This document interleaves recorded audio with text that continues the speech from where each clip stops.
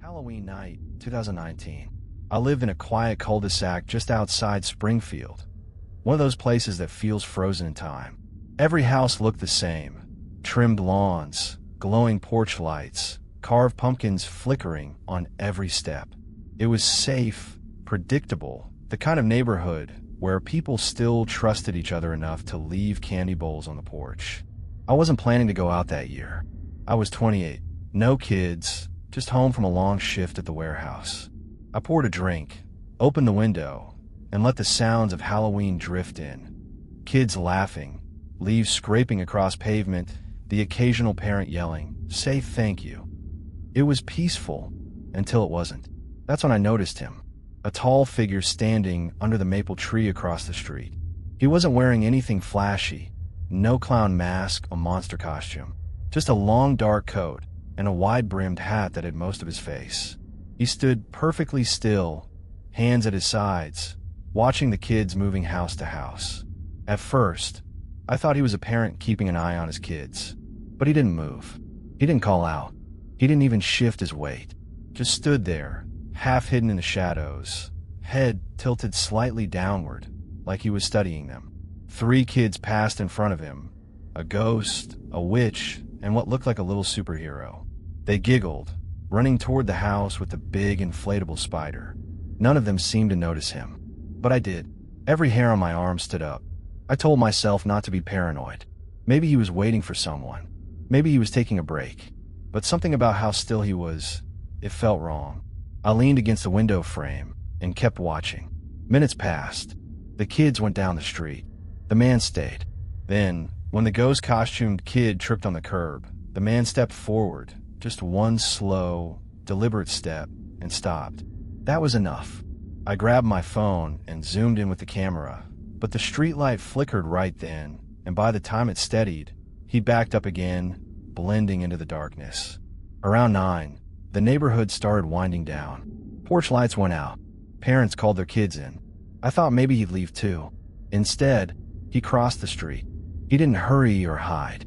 He just walked straight toward the house at the corner, the one with the orange lights and plastic skeletons climbing the roof.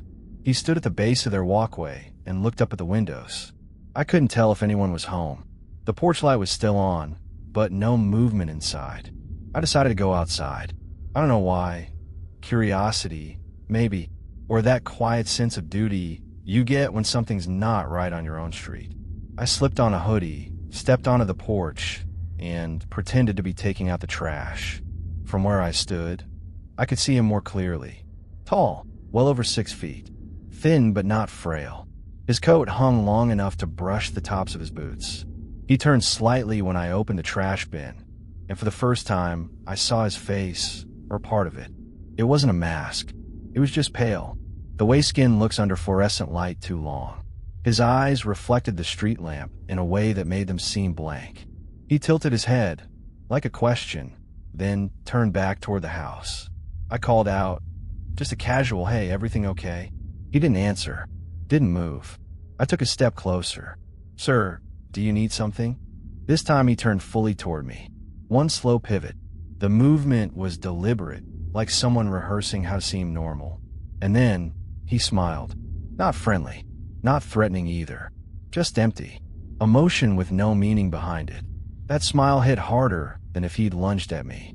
I backed away, went inside, and locked the door. I watched from the window again, my heart pounding, but he was gone. The yard was empty. No sound except the faint rattle of the plastic skeletons in the wind. I tried to brush it off, but the image of that blank smile stuck with me all night. I kept checking the window every few minutes. Midnight passed. 1 a.m. 2. No one outside. I finally fell asleep on the couch with the TV still on. The next morning, I saw flashing lights outside. 2 police cars, parked by the corner house. Neighbors gathered in their robes, whispering. I threw on a jacket and went out. The family who lived there, Tom and Kelly Harrison, had gone to bed around 10. Sometime after midnight, their back door alarm tripped. When officers arrived, they found the door cracked open, but nothing missing. Nothing taken. The only sign anyone had been there was a trail of small, muddy footprints on the kitchen tile child-sized footprints. But the Harrisons didn't have kids. The police chalked it up to a prank, or maybe teenagers cutting through yards. I tried to tell the officer about the man I'd seen, but my description, tall, coat, hat, wasn't much help. They nodded politely and moved on. That night, I looked out the same window again. The street was quiet, dark, ordinary, but across the road, under that same maple tree, something glinted in the grass. I went to check the next morning before work. It was a Halloween candy bucket, small, orange, shaped like a pumpkin. Inside were 3 pieces of candy and a folded Polaroid photo. The picture showed my street, taken from the sidewalk near my house. In the corner, you could just barely see the shadow of a man's hat. I turned the photo over. On the back, written in shaky pen, were 3 words. "See you soon." I moved out of that neighborhood 2 weeks later. Never went back for another Halloween. But sometimes, when I'm driving late and I pass a row of dark houses with pumpkins on the porch, I swear I still catch a glimpse of that same silhouette, tall, motionless, waiting under a streetlight. And I can't help but wonder whose turn will be next.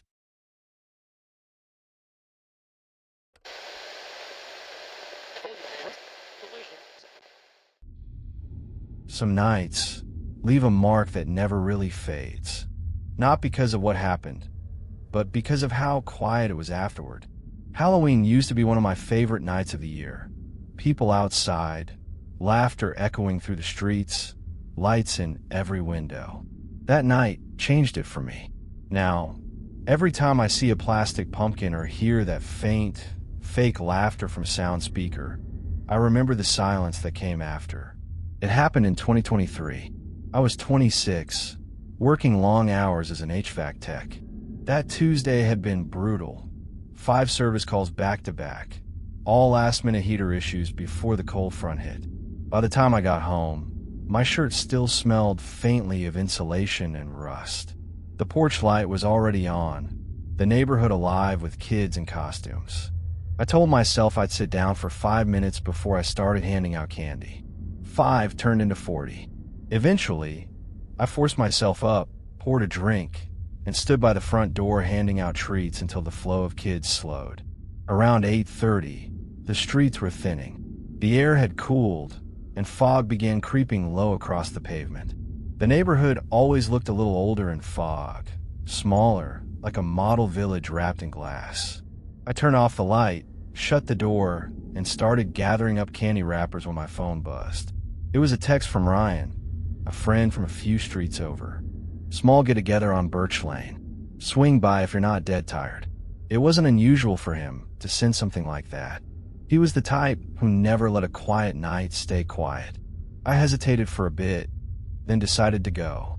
Sitting alone in a silent house on Halloween night felt worse than being a little social. I grabbed a 6-pack, threw on my jacket, and started walking. Birch Lane sits on the far side of our subdivision, a little removed from the rest. Fewer lights, fewer people. The kind of street that always feels colder than the others. The drizzle had started by then. Not enough to soak through, just enough to make the asphalt shine.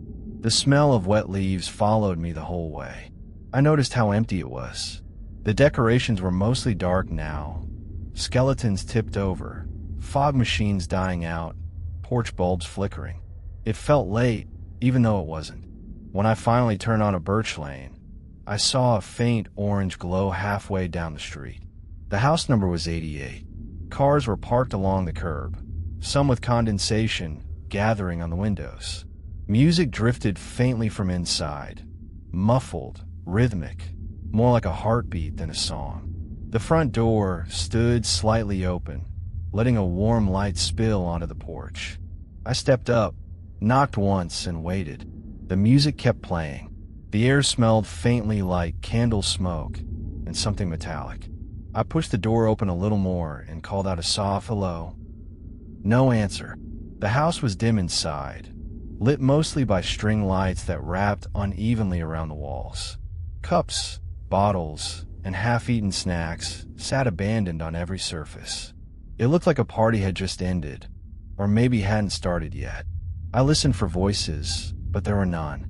just that low beat coming from deeper in the house. As I walked through the hallway, I noticed something strange. Every photo frame had been turned toward the wall. No faces anywhere. The realization sank in slowly.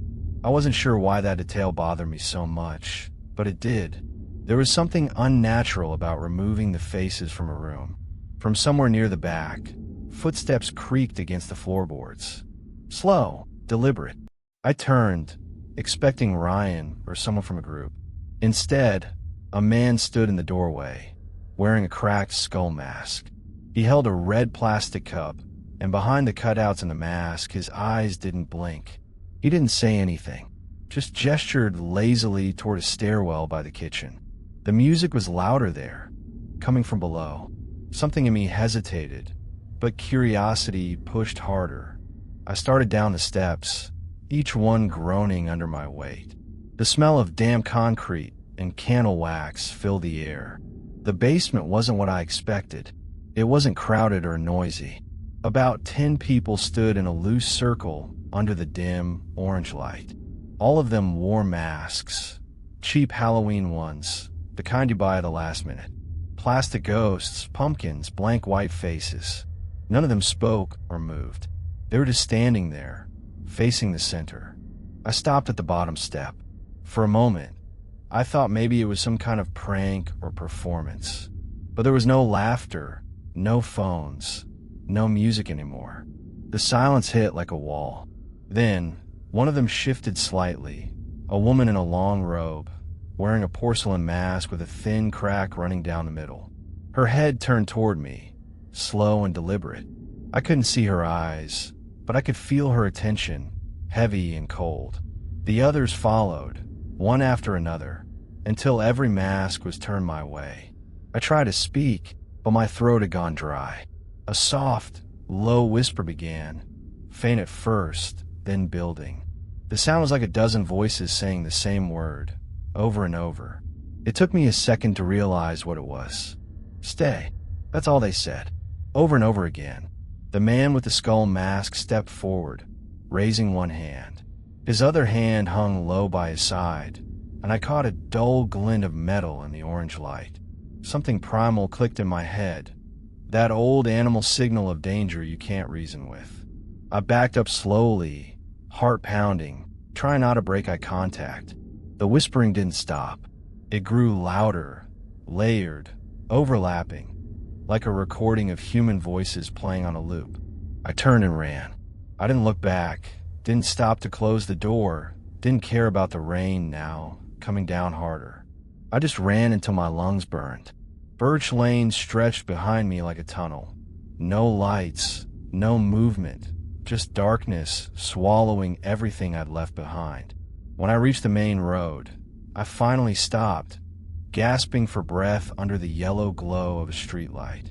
My hand was shaking so hard I could barely pull my phone out. I called Ryan. He sounded half asleep. He hadn't gone anywhere that night. No party, no text. I checked my messages again. The one that invited me was gone. Not deleted, erased, as if it had never existed. I went back the next morning in daylight. Every house looked ordinary except one, 88 Birch Lane. Its windows were boarded up, and condemned property signs were plastered on the porch. The paint peeled from the door, and weeds had grown tall along the walkway. It hadn't looked like that the night before. A man across the street was sweeping leaves off his driveway. I asked him who lived there. He said no one had for years. The last family moved out after their teenage son vanished during a Halloween party in 2018. I thanked him, nodded, and left. That night, just after midnight, my phone buzzed again. No message, just a blank notification from an unlisted number. The timestamp read 2:13 a.m., the same time I looked at my phone before running out of that basement. The next morning, it was gone. I've changed numbers twice since then. Moved cities. New job. New life. But every year, as Halloween night fades and the neighborhood goes silent, I still feel that phantom vibration in my pocket, always around 8:30. And every time, I wonder if the people in those masks are still standing down there, waiting for someone else to step inside and mistake it for a party.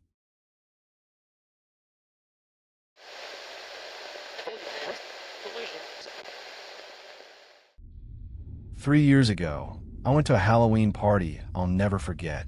Not because it was wild or fun or full of good memories, but because I still don't understand what really happened that night. It was 2021. I was 26, living in a small town outside Columbus. My friend group had this annual tradition. We'd go to someone's house party, usually out in the suburbs, drink a little, laugh, and call a night. That year, though, one of my coworkers mentioned a new place throwing a big invite-only Halloween bash. She said her boyfriend's friend knew the people hosting it. Supposedly, they'd gone all out. Fog machines, strobes, food trucks, even a bonfire in the backyard. She showed me a flyer on her phone. No address, just coordinates and a note. The White House. Costumes required. 8 p.m. sharp. That should have been the first red flag. We carpooled out there. Me, her, two others from work. It was one of those cold Ohio nights where the mist just hangs over the fields, everything silver in the headlights. The GPS led us about 15 miles out of town, down a two-lane road lined with corn that had already been harvested, leaving behind black stalks like broken fingers. When we turned down the final gravel path, there it was, a huge white farmhouse at the end of a dirt driveway, porch lights glowing warm and orange. At first glance, it looked perfect, the kind of place you'd use for a movie. Dozens of cars were parked in the grass. People in costumes were heading toward the front porch. Witches, vampires, clowns, even a few realistic cops and soldiers. Laughter, music, the faint smell of smoke. It all looked normal. Inside, though, the atmosphere was strange. The lighting was too dim, not cozy dim, but uneven like most of the bulbs were dying. There were maybe 30 people mingling around, but I didn't recognize anyone except the 3 people I came with. No one seemed to really be talking either, just standing in clusters, staring at the decorations, or watching the hallway at the back. There was no music playing anymore. When I asked my coworker if her friend was here yet, she frowned and said, "He texted me earlier, said he's on the way." But the cell signal was dead. My phone showed no service, and hers did too. Around 9, someone rang a small bell from the kitchen. Everyone turned toward the sound like they'd been waiting for it. A man in a black mask stepped out, holding a silver bowl.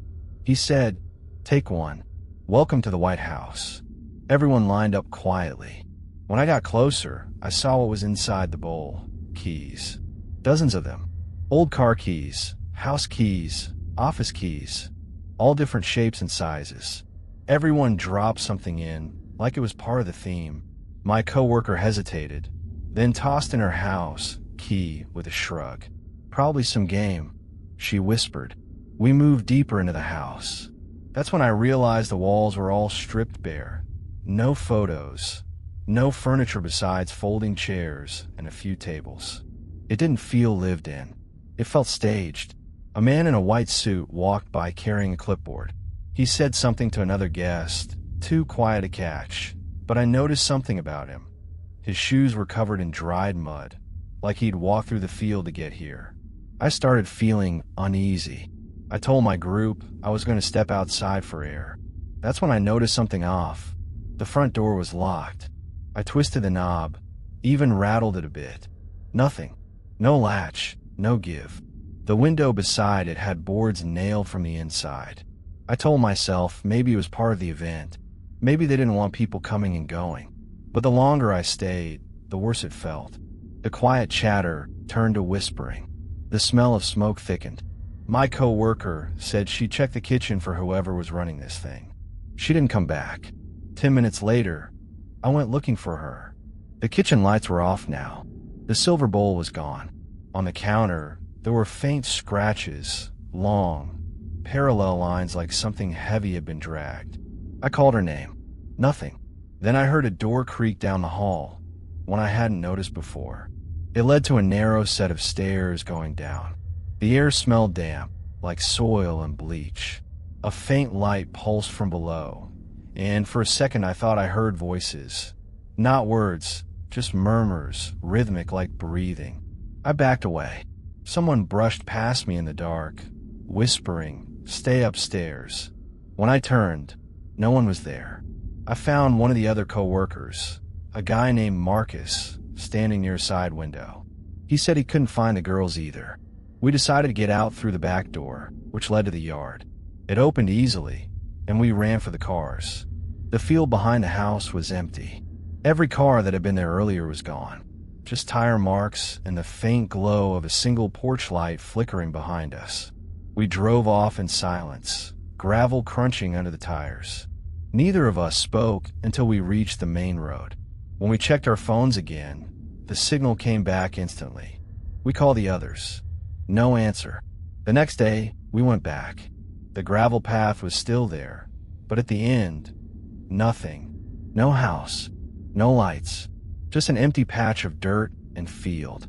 We called the sheriff's office. They sent a car. The deputy looked confused when we showed him the pin location.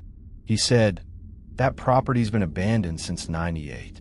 The farmhouse burned down 20 years ago. They did a search anyway. Nothing. No keys. No cars. No remains." Marcus and I still keep in touch. Every Halloween, one of us will send a short text to the other. "You hear anything?" He always replies with the same message. "No, not yet. But last week, I got a small package in the mail. No return address. Inside was a single, old key and a note that said, 'Welcome back to the White House.